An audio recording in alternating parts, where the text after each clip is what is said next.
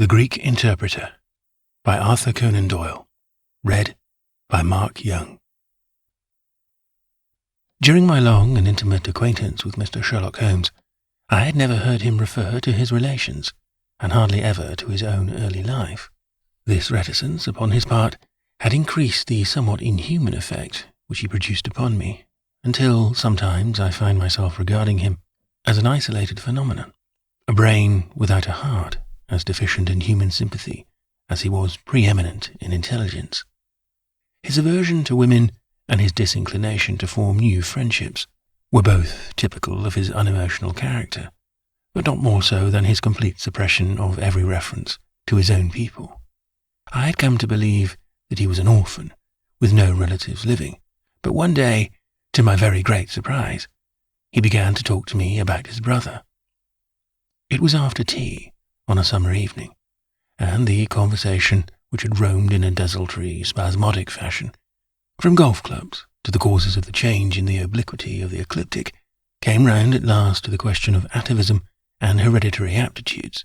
The point under discussion was how far any singular gift in an individual was due to his ancestry, and how far to his own early training.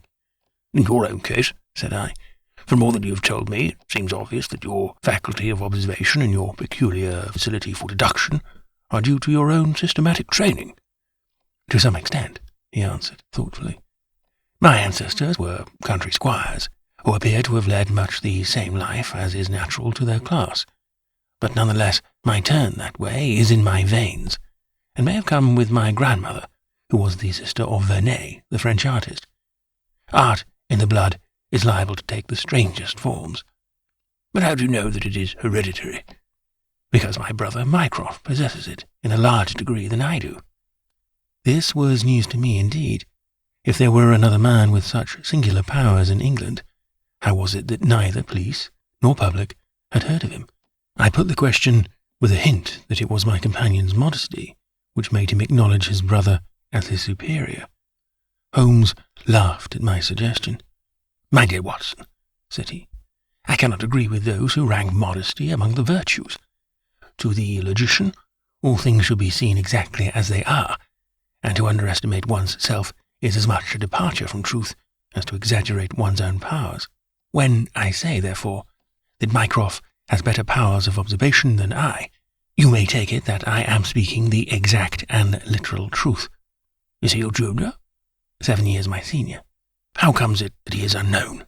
"Oh, he is very well known in his own circle." "Where then?" "Well, in the Diogenes Club, for example." I had never heard of the institution, and my face must have proclaimed as much, for Sherlock Holmes pulled out his watch.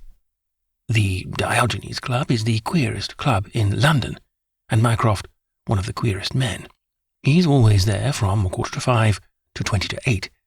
It's 6 now, so if you care for a stroll this beautiful evening, I shall be very happy to introduce you to 2 curiosities." 5 minutes later, we were in the street, walking towards Regent's Circus. "You wonder," said my companion, "why is it that Mycroft does not use his powers for detective work? He is incapable of it." "But I thought you said—" "I said that he was my superior in observation and deduction. If the art of the detective began and ended in reasoning from an armchair, my brother would be the greatest criminal agent that ever lived. But he has no ambition and no energy. He will not even go out of his way to verify his own solutions, and would rather be considered wrong than take the trouble to prove himself right. Again and again, I have taken a problem to him and have received an explanation which has afterwards proved to be the correct one. And yet he was absolutely incapable of working out the practical points which must be gone into before a case could be laid before a judge or jury." "It is not his profession, then?" "By no means. What is to me a means of livelihood is to him the merest hobby of a dilettante. He has an extraordinary faculty for figures, and audits the books in some of the government departments. Mycroft lodges in Pall Mall, and he walks round the corner into Whitehall every morning and back every evening. From year's end to year's end he takes no other exercise, and is seen nowhere else except only in the Diogenes Club, which is just opposite his rooms, I cannot recall the name. Very likely not. There are many men in London, you know, who, some from shyness, some from misanthropy, have no wish for the company of their fellows. Yet they are not averse to comfortable chairs and the latest periodicals. It is for the convenience of these that the Diogenes Club was started, and it now contains the most unsociable and unclubbable men in town. No member is permitted to take the least notice of any other one, save in the strangers' room. No talking is, under any circumstances, allowed, and 3 offences, if brought to the notice of the committee, render the talker liable to expulsion. My brother was one of the founders, and I have myself found it a very soothing atmosphere. We had reached Pall Mall as we talked, and were walking down it from the St. James's End. Sherlock Holmes stopped at a door some little distance from the Carlton, and, cautioning me not to speak, he led the way into the hall. Through the glass panelling, I caught a glimpse of a large and luxurious room, in which a considerable number of men were sitting about and reading papers, each in his own little nook. Holmes showed me into a small chamber, which looked out into Pall Mall, and then, leaving me for a minute, he came back with a companion whom I knew could only be his brother. Mycroft Holmes was a much larger and stouter man than Sherlock. His body was absolutely corpulent, but his face, though massive, had preserved something of the sharpness of expression which was so remarkable in that of his brother. His eyes, which were of a peculiarly light, watery grey, seemed to almost retain that far-away, introspective look which I had only observed in Sherlock's, when he was exerting his full powers. "I am glad to meet you, sir," said he, putting out a broad fat hand like the flipper of a seal. "I hear of Sherlock everywhere, since you became his chronicler. By the way, Sherlock, I expected to see you round last week to consult me over that Manor House case. I thought you might be a little out of your depth." "No, I solved it," said my friend, smiling. "It was Adams, of course?" "Yes, it was Adams." "I was sure of it from the first." The two sat down together in the bow window of the club. "To any one of us who wishes to study mankind, this is the spot," said Mycroft. "Look at the magnificent types. Look at these 2 men who are coming towards us, for example." "The billiard marker and the other?" "Precisely. What do you make of the other?" The 2 men had stopped opposite the window. Some chalk marks over the waistcoat pocket were the only signs of billiards which I could see in one of them. The other was a very small, dark fellow, with his hat pushed back and several packages under his arm. "An old soldier, I perceive," said Sherlock. "And very recently discharged," remarked the brother. "Served in India, I see. And a non-commissioned officer. Royal Artillery, I fancy," said Sherlock. "And a widower, but with a child." "Children, my dear boy, children." "Come," said I, laughing, "this is a little too much." "Surely," answered Holmes. "It is not hard to say that a man with that bearing, expression of authority, and sun-baked skin as a soldier is more than a private and is not long from India. That he has not left the service long is shown by his still wearing his ammunition boots, as they are called," observed Mycroft. "He had not only the cavalry stride, yet he wore his hat on one side, as is shown by the lighter skin of that side of his brow. His weight is against his being a sapper. He is in the artillery. Then, of course, his complete mourning shows that he has lost someone very dear. The fact that he is doing his own shopping looks as though it were his wife. He has been buying things for children. You perceive, there is a rattle which shows that one of them is very young. The wife probably died in childbed. The fact that he has a picture book under his arm shows that there is another child to be thought of." I began to understand what my friend meant when he said that his brother possessed even keener faculties than he did himself. He glanced across to me and smiled. Mycroft took snuff from a tortoiseshell box and brushed away the wandering grains from his coat front with a large red silk handkerchief. "By the way, Sherlock," said he, "I have had something quite after your own heart, a most singular problem, submitted to my judgment. I really had not the energy to follow it up, save in a very incomplete fashion. But it gave me a basis for some pleasing speculation, if you would care to hear the facts." "My dear Mycroft, I should be delighted." The brother scribbled a note upon a leaf of his pocket-book, and ringing the bell, he handed it to the waiter. "I have asked Mr. Melas to step across," said he. "He lodges on the floor above me, and I have some slight acquaintance with him, which led him to come to me in his perplexity. Mr. Melas is a Greek by extraction, as I understand, and he is a remarkable linguist. He earns his living partly as interpreter in the law courts, and partly by acting as guide to any wealthy Orientals who may visit the Northumberland Avenue hotels. I think I will leave him to tell his very remarkable experience in his own fashion." A few minutes later we were joined by a short, stout man whose olive face and coal-black hair proclaimed his southern origin, though his speech was that of an educated Englishman. He shook hands eagerly with Sherlock Holmes, and his dark eyes sparkled with pleasure when he understood that the specialist was anxious to hear his story. "I do not believe that the police credit me. On my word, I do not," said he in a wailing voice. "Just because they have never heard of it before, they think that such a thing cannot be. But I know that I shall never be easy in my mind, and I know what has become of my poor man with the sticking plaster upon his face." "I am all attention," said Sherlock Holmes. "This is Wednesday evening," said Mr. Melas. "Well, then it was Monday night, only 2 days ago, you understand, that all this happened. I am an interpreter, as perhaps my neighbor there has told you. I interpret all languages, or nearly all, but as I am a Greek by birth, and with a Grecian name, it is with that particular tongue that I am principally associated. For many years I have been the chief Greek interpreter in London, and my name is very well known in the hotels.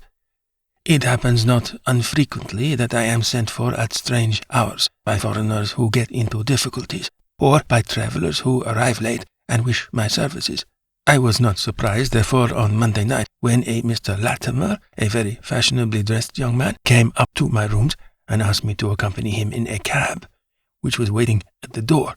A Greek friend had come to see him upon business, he said, and as he could speak nothing but his own tongue, the services of an interpreter were indispensable. He gave me to understand that his house was some little distance off, in Kensington, and he seemed to be in a great hurry, bustling me rapidly into the cab when we had descended to the street. I say into the cab, but I soon became doubtful as to whether it was not a carriage in which I found myself. It was certainly more roomy than the ordinary four-wheeled disgrace to London, and the fittings, though frayed, were of rich quality. Mr. Latimer seated himself opposite to me, and we started off through Charing Cross and up the Shaftesbury Avenue.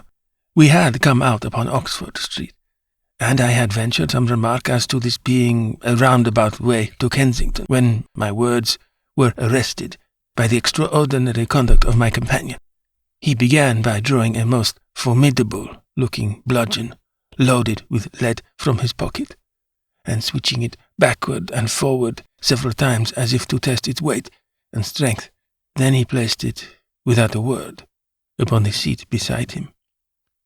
Having done this, he drew up the windows on each side, and I found to my astonishment they were covered with paper, so as to prevent my seeing through them. "I am sorry to cut off your view, Mr. Melas," said he. "The fact is that I have no intention that you should see what the place is to which we are driving. It might possibly be inconvenient to me if you could find your way there again." As you can imagine, I was utterly taken aback by such an address. My companion was a powerful, broad-shouldered young fellow, and apart from the weapon, I should not have had the slightest chance in a struggle with him. "This is very extraordinary conduct, Mr. Latimer," I stammered. "You must be aware that what you are doing is quite illegal." "It is somewhat of a liberty, no doubt," said he, "but we'll make it up to you.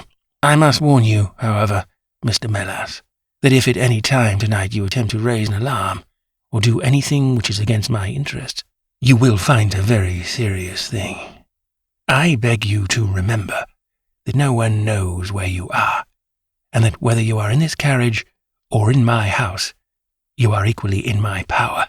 His words were quiet, but he had a rasping way of saying them which was very menacing. I sat in silence, wondering what on earth could be his reason for kidnapping me in this extraordinary fashion. Whatever it might be, it was perfectly clear that there was no possible use in my resisting, and that I could only wait to see what might befall. For nearly 2 hours we drove without my having the least clue as to where we were going. Sometimes the rattle of the stones told of a paved causeway, and at others our smooth, silent course suggested asphalt.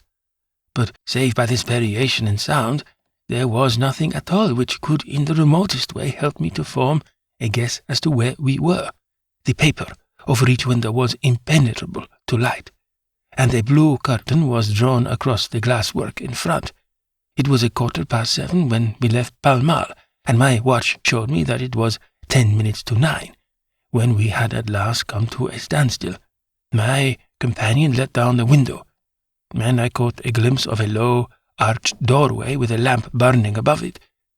As I was hurried from the carriage, it swung open, and I found myself inside the house, with a vague impression of a lawn and trees on each side of me as I entered. Whether these were private grounds, however, or bona fide country, was more than I could possibly venture to say. There was a coloured gas lamp inside, which was turned so low that I could see little, save that the hall was of some size and hung with pictures. In the dim light, I could make out that the person who had opened the door was a small, mean-looking, middle-aged man with rounded shoulders. As he turned towards us, the glint of the light showed me that he was wearing glasses. "Is this Mr. Melas, Harold?" said he. "Yes." "Well done, well done. No ill will, Mr. Melas, I hope. But we could not get on without you. If you deal fair with us, you'll not regret it. But if you try any tricks, God help you." He spoke in a nervous, jerky fashion, and with little giggling laughs in between, but somehow he impressed me with fear more than the other. "What do you want with me?" I asked. "Only to ask a few questions of a Greek gentleman who is visiting us, and to let us have the answers. But say no more than you are told to say, or," here came the nervous giggle again, "you had better never have been born." As he spoke, he opened a door and showed the way into a room which appeared to be very richly furnished. But again, the only light was afforded by a single lamp half turned down. The chamber was certainly large, and the way in which my feet sank into the carpet as I stepped across it told me of its richness. I caught glimpses of velvet chairs, a high white marble mantelpiece, and what seemed to be a suit of Japanese armour at one side of it. There was a chair just under the lamp, and the elderly man motioned that I should sit in it. The younger had left us, but he suddenly returned through another door, leading with him a gentleman clad in some sort of loose dressing-gown, who moved slowly towards us. As he came into the circle of light, which enables me to see him more clearly, I was thrilled with horror at his appearance. He was deadly pale and terribly emaciated, with the protruding, brilliant eyes of a man whose spirit was greater than his strength. But what shocked me more than any signs of physical weakness was that his face was grotesquely crisscrossed with sticking plaster, and that one large pad of it was fastened over his mouth. "Have you the slate, Harold?" cried the older man, as the strange being fell, rather than sat down into a chair. "Are his hands loose? Now then, give him the pencil. You are to ask questions, Mr. Melas, and he will write the answers. Ask him first of all whether he is prepared to sign the papers." The man's eyes flashed fire. "Never," he wrote in Greek upon the slate. "On no condition?" I asked at the bidding of our tyrant. "Only if I see her married in my presence by a Greek priest whom I know." The man giggled in his venomous way. "You know what awaits you, then. I care nothing for myself." These are samples of the questions and answers which made up our strange, half-spoken, half-written conversation. Again and again I had to ask him whether he would give in and sign the documents. Again and again I had the same indignant reply. But soon a happy thought came to me. I took to adding on little sentences of my own to each question, innocent ones at first, to test whether either of our companions knew anything of the matter, and then, as I found that they showed no signs, I played a more dangerous game. Our conversation ran something like this. "You can do no good by this obstinacy. Who are you?" "I care not. I am a stranger in London." "Your fate will be upon your own head." How long have you been here? Let it be so. 3 weeks. The property can never be yours. What ails you? It shall not go to villains. They are starving me. You shall go free if you sign. What house is this? I will never sign. I do not know. You are not doing her any service. What is your name? Let me hear her say so. Cratides. You shall see her if you sign. Where are you from? Then I shall never see her. Athens. Another 5 minutes, Mr. Holmes, and I should have wormed out the whole story under their very noses. My very next question might have cleared the matter up, but at that instant the door opened and a woman stepped into the room. I could not see her clearly enough to know more than that she was tall and graceful, with black hair, and clad in some sort of loose white gown. Harold, said she, speaking English with a broken accent, I could not stay away longer. It is so lonely up there, with only— Oh, my God, it is Paul. These last words were in Greek, and at the same instant the man, with a convulsive effort, tore the plaster from his lips, and screaming out, Sophie, Sophie, rushed into the woman's arms. Their embrace was but for an instant, however, for the younger man seized the woman and pushed her out of the room, while the elder easily overpowered his emaciated victim and dragged him away through the other door. For a moment I was left alone in the room, and I sprang to my feet with some vague idea that I might in some way get a clue to what this house was in which I found myself. Fortunately, however, I took no steps, for looking up, I saw that the older man was standing in the doorway, with his eyes fixed upon me. That will do, Mr. Mellors, said he.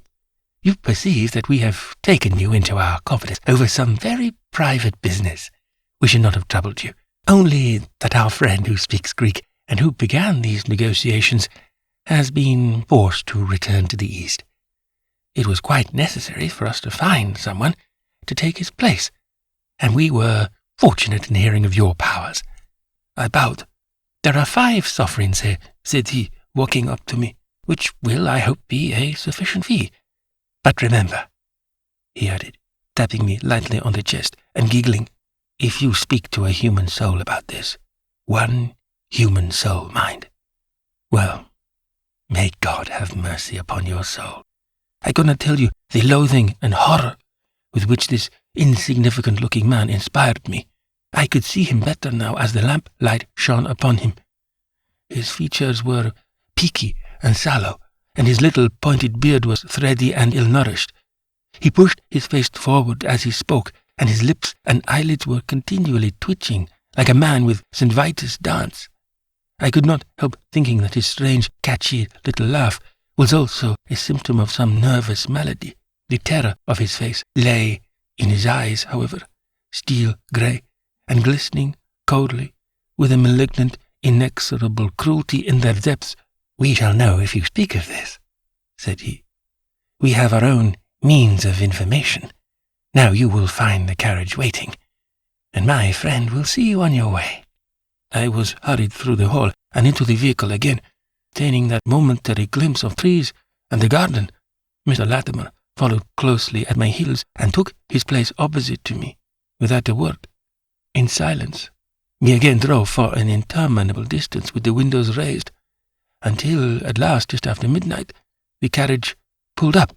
You will get down here, Mr. Mellors, said my companion. I am so sorry to leave you so far from your house, but there is no alternative.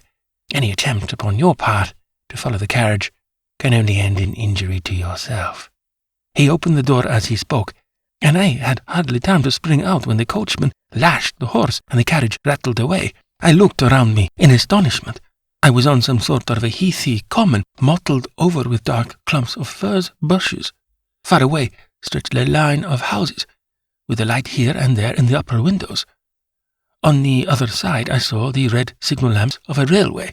The carriage which had brought me was already out of sight. I stood gazing round and wondering where on earth I might be, when I saw someone coming towards me in the darkness. As he came up to me, I made out that he was a railway porter. Can you tell me what place this is? I asked. Wandsworth Common, said he. Can I get a train into town? If you walk on a mile or so to Clapham Junction, said he, you'll just be in time for the last to Victoria. So that was the end of my adventure, Mr. Holmes. I do not know where I was, nor whom I spoke with, nor anything save what I have told you. But I know that there is foul play going on, and I want to help that unhappy man if I can. I told the whole story to Mr. Mycroft Holmes next morning, and subsequently to the police." We all sat in silence for some little time after listening to this extraordinary narrative. Then Sherlock looked across at his brother. "Any steps?" he asked. Mycroft picked up the Daily News which was lying on the side table. "Anybody supplying any information to the whereabouts of a Greek gentleman named Paul Cratides from Athens, who is unable to speak English, will be rewarded. A similar reward paid to any one giving information about a Greek lady whose first name is Sophie, X2473. That was all in the dailies. No answer. How about the Greek legation? I have inquired. They know nothing. A wire to the head of the Athens police, then. Sherlock has all the energy of the family, said Mycroft, turning to me. Well, you take the case up by all means, and let me know if you do any good. Certainly, answered my friend, rising from his chair. I'll let you know, and Mr. Melas also. In the meantime, Mr. Melas, I should certainly be on my guard if I were you, for of course they must know through these advertisements that you have betrayed them. As we walked home together, Holmes stopped at a telegraph office and sent off several wires. You see, Watson, he remarked, our evening has been by no means wasted. Some of my most interesting cases have come to me in this way through Mycroft. The problem which we have just listened to, although can admit of but one explanation, has still some distinguishing features. You have hopes of solving it? Well, knowing as much as we do, it will be singular indeed if we fail to discover the rest. You must yourself have formed some theory which would explain the facts to which we have listened. In a vague way, yes. What was your idea, then? It seemed to me to be obvious that this Greek girl had been carried off by the young Englishman named Harold Latimer. Carried off from where? Athens, perhaps. Sherlock Holmes shook his head. This young man could not talk a word of Greek. The lady could talk English fairly well. Inference that she had been in England some little time, but he had not been in Greece. Well, then, we will presume that she had come on a visit to England, and that this Harold had persuaded her to fly with him. That is more probable. Then the brother, for that, I fancy, must be the relationship, comes over from Greece to interfere. He imprudently puts himself into the power of the young man and his older associate. They seize him and use violence towards him in order to make him sign some papers to make over the girl's fortune, of which he may be trustee to them. This he refuses to do. In order to negotiate with him, they have to get an interpreter, and they pitch upon this Mr. Melas, having used some other one before. The girl is not told of the arrival of her brother, and finds it out by the merest accident. Excellent, Watson, cried Holmes. I really fancy that you are not far from the truth. You see that we hold all the cards, and we have only to fear some sudden act of violence on their part. If they give us time, we must have them. How can we find where this house lies? Well, if our conjecture is correct, and the girl's name is, or was, Sophie Cratides, we should have no difficulty in tracing her. That must be our main hope, for the brother is, of course, a complete stranger. It is clear that some time has elapsed since this Harold established these relations with the girl, some weeks, at any rate, since the brother in Greece has had time to hear of it and come across. If they have been living in the same place during this time, it is probable that we shall have some answer to Mycroft's advertisement. We had reached our house in Baker Street, where we had been talking. Holmes ascended the stair first, and as he opened the door of our room, he gave a start of surprise, looking over his shoulder. I was equally astonished. His brother Mycroft was sitting smoking in the armchair. Come in, Sherlock, come in, sir, said he blandly, smiling at our surprised faces. You don't expect such energy from me, do you, Sherlock? But somehow this case attracts me. How did you get here? I passed you in a hansom. There has been some new development? I had an answer to my advertisement. Huh. Yes, it came within a few minutes of your leaving. And to what effect? Mycroft Holmes took out a sheet of paper. Here it is, said he, written with a J pen on royal cream paper by a middle-aged man with a weak constitution. Sir, he says, In answer to your advertisement of today's date, I beg to inform you that I know the young lady in question very well. If you should care to call upon me, I could give you some particulars as to her painful history. She is living at present at the Myrtles, Beckenham. Yours faithfully, J. Davenport." "He writes from Lower Brixton," said Mycroft Holmes. "Do you not think that we might drive to him now, Sherlock, and learn these particulars?" "My dear Mycroft, the brother's life is more valuable than the sister story. I think we should call at Scotland Yard for Inspector Gregson and go straight out to Beckenham. We know that a man is being done to death, and every hour may be vital." "Better pick up Mr. Mellors on our way," I suggested. "We may need an interpreter." "Excellent," said Sherlock Holmes. "Send the boy for a four-wheeler, and we shall be off at once." He opened the table drawer as he spoke, and I noticed that he slipped his revolver into his pocket. "Yes," said he, in answer to my glance. "I should say from what we have heard that we are dealing with a particularly dangerous gang." It was almost dark before we found ourselves in Pall Mall, at the rooms of Mr. Mellors. A gentleman had just called for him, and he was gone. "Can you tell me where?" asked Mycroft Holmes. "I don't know, sir," answered the woman who had opened the door. "I only know that he drove away with a gentleman in the carriage." "Did the gentleman give a name?" "No, sir." "He wasn't a tall, handsome, dark young man?" "Oh, no, sir. He was a little gentleman with glasses, thin in the face, but very pleasant in his ways, for he was laughing all the time that he was talking." "Come along," cried Sherlock Holmes abruptly. "This grows serious," he observed as we drove to Scotland Yard. "These men have got hold of Mellors again. He is a man of no physical courage, as they are well aware from their experience the other night. The villain was able to terrorize him the instant that he got into his presence. No doubt they want his professional services, but having used him, they may be inclined to punish him for what they will regard as his treachery. Our hope was that by taking train we might get to Beckenham as soon or sooner than the carriage. On reaching Scotland Yard, however, it was more than an hour before we could get Inspector Gregson and comply with the legal formalities which would enable us to enter the house. It was 10:15 before we reached London Bridge, and past before the four of us alighted on the Beckenham platform. A drive of half a mile brought us to the Myrtles, a large, dark house standing back from the road in its own grounds. Here we dismissed our cab and made our way up the drive together. "The windows are all dark," remarked the inspector. "The house seems deserted." "Our birds are flown and the nest empty," said Holmes. "Why do you say so?" "A carriage heavily loaded with luggage has passed out during the last hour." The inspector laughed. "I saw the wheel tracks on the light of the gate lamp, but where does the luggage come in?" "You may have observed the same wheel tracks going the other way, but the outward bound ones were very much deeper, so much so that we can say for a certainty that there was a very considerable weight on the carriage." "You've got a trifle beyond me there," said the inspector, shrugging a shoulder. "It will not be an easy door to force, but we will try if we cannot make someone hear us." He hammered loudly at the knocker and pulled at the bell without any success. Holmes had slipped away, but he came back in a few minutes. "I have a window open," said he. "It is a mercy that you are on the side of the force and not against it, Mr. Holmes," remarked the inspector, as he noted the clever way in which my friend had forced back the catch. "Well, I think that under the circumstances we may enter without an invitation." One after the other, we made our way into a large apartment, which was evidently that in which Mr. Mellors had found himself.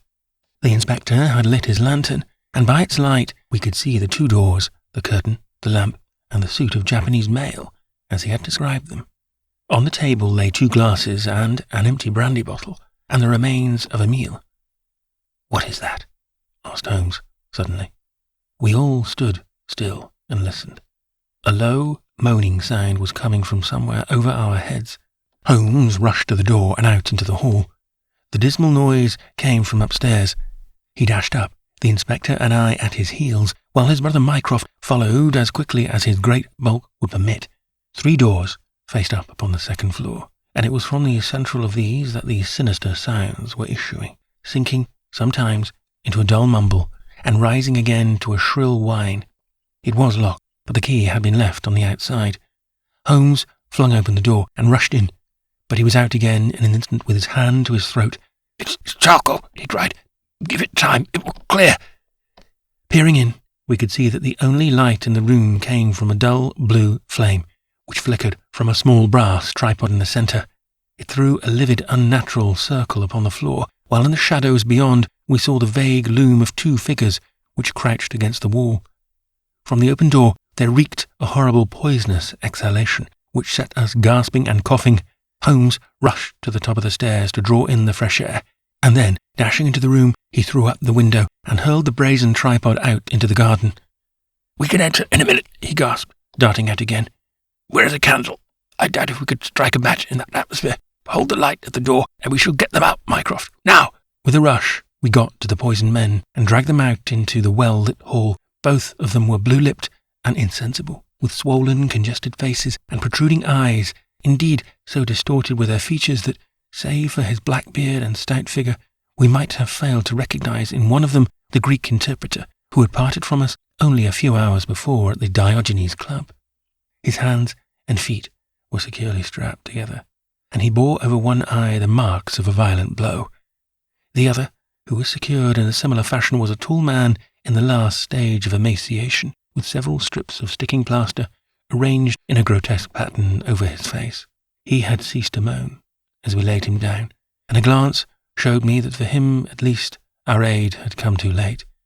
Mr. Melas, however, still lived, and in less than an hour, with the aid of ammonia and brandy, I had the satisfaction of seeing him open his eyes, and of knowing that my hand had drawn him back from that dark valley in which all paths meet.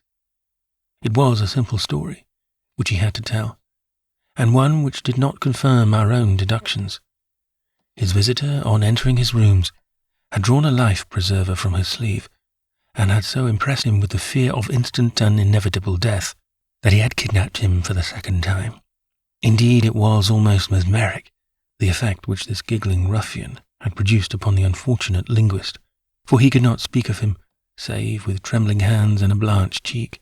He had been taken swiftly to Beckenham, and had acted as interpreter in a second interview, even more dramatic than the first, in which the two Englishmen had menaced their prisoner with instant death if he did not comply with their demands.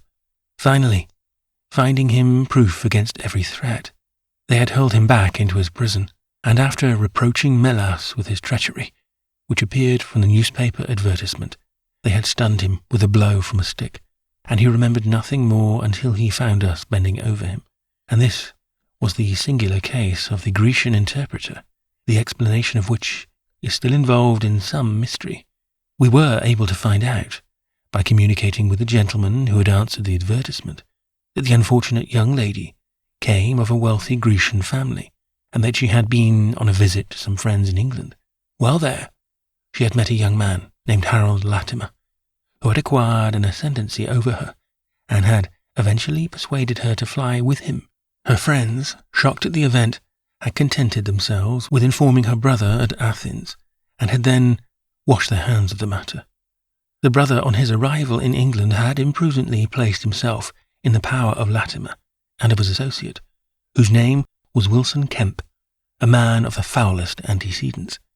These two, finding that through his ignorance of the language he was helpless in their hands, had kept him a prisoner, and had endeavoured by cruelty and starvation to make him sign away his own and his sister's property. They had kept him in the house without the girl's knowledge, and the plaster over the face had been for the purpose of making recognition difficult in case she should ever catch a glimpse of him. Her feminine perception, however, had instantly seen through the disguise when, on the occasion of the interpreter's visit, she had seen him for the first time. The poor girl, however, was herself a prisoner, for there was no one about the house except the man who acted as coachman and his wife, both of whom were tools of the conspirators. Finding that their secret was out, and that their prisoner was not to be coerced, the two villains with the girl had fled away at a few hours' notice from the furnished house which they had hired, having first, as they thought, taken vengeance both upon the man who had defied and the one who had betrayed them. Months afterwards, a curious newspaper cutting reached us from Budapest. It told how two Englishmen, who had been travelling with a woman, had met with a tragic end. They had each been stabbed, it seems, and the Hungarian police were of opinion that they had quarrelled and had inflicted mortal injuries upon each other. Holmes, however, is, I fancy, of a different way of thinking, and holds to this day that if one could find the Grecian girl, one might learn how the wrongs of herself and her brother came to be avenged.